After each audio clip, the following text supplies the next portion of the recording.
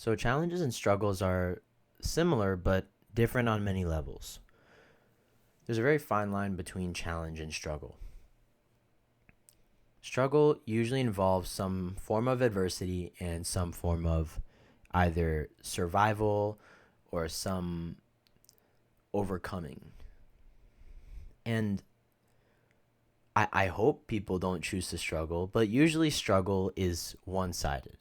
You know, some form of adversity is usually forced on somebody else, and they have to do whatever they can to overcome it. I think challenge is more controlled. We choose our own challenges. I think choice to a certain extent is implied by a challenge. For example, let's say I haven't played tennis before, and I start playing one day. It's challenging, but I like the progression of tennis, for example, say, and I keep doing it because it's challenging and I like it. I like the progress and the journey. But if I hated it, no one is forcing me to do tennis. Challenges allow us to grow in a controlled environment, you know, and it's usually a two-way street. We invite challenges into our life, and challenges allow us to grow and to learn more about ourselves without losing our curiosity in other people and other things, and without losing our sense of self. And while triumphing over struggles and adversity is great, but I think you end up having to unlearn a lot of the coping mechanisms that you used to get through that struggle. I mean, really big example is war. You're fighting in Iraq, and you get PTSD. You hear gunshots. You had to kill a lot of people, do a lot of unheard of atrocities. You're constantly fearing for your life. And when you come back into, let's say, a suburban town, no one's trying to kill you anymore. And you have to constantly, overcome, reliving those memories and understanding that not the world isn't so bad and not everyone wants to kill you and you're not going to die.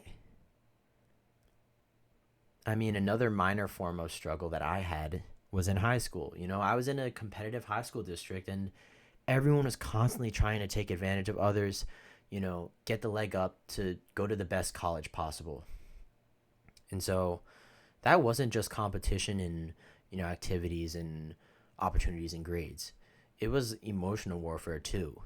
I couldn't express my own personality or, what I liked and what I didn't without being made fun of or without people just trying to jab at my insecurities. And so when I went to college, it was completely the opposite. It's really attractive to others to, be interested in many things and to show your personality and to be confident in who you are. And so when I came for a semester, I had to unlearn a lot of that mindset that I had in high school. I had to take away the nonchalant aspect of my personality because no one likes someone that was just blah and, wasn't interested in anything, didn't express themselves, and appeared like they had no opinion. And so I think unlike those kinds of struggles, challenges, it allows you to progress and to work on something without completely losing yourself. I also think the danger, though, of, putting yourself through challenges is comparison. Everyone's always comparing, themselves. And so when you compare your own challenges and struggles to, someone else's situation, there's always going to be someone who's better at you in anything. And there's always going to be somebody that, there's always going to be somebody that has either overcome a lot more than you have or is handling challenges that involve much greater level of responsibility. And I get it, right? we envy those people, how they've, you know, gone through so much. But it doesn't invalidate your own struggles and challenges. And when you compare yourself in one area, we're constantly forgetting the bigger picture. It's not a specific skill that you possess that makes you unique. It's the combination of skills and your personality, and your character that makes you unique. So let's say we take someone like Warren Buffett. Warren Buffett is a very successful guy. He's one of the best analysts of the 20th, 21st century. And, he created a company from, the ground up, and very successful guy. But, I'm not saying that he doesn't care about his family, but, I think if I had to ask Warren Buffett one question, I think asking for advice on how to take care of a family, to take care of himself, would be very low on the list. I think it's widely known that Warren Buffett eats a hamburger, a Big Mac, and a Coke every day from McDonald's, and he's almost, 90? He's around 90 now. I don't know how good he is at, raising a family and taking care of himself, and to handle, other issues outside of his work. And so, right, I think a lot of the times we might envy or be jealous of, the skills that other people possess.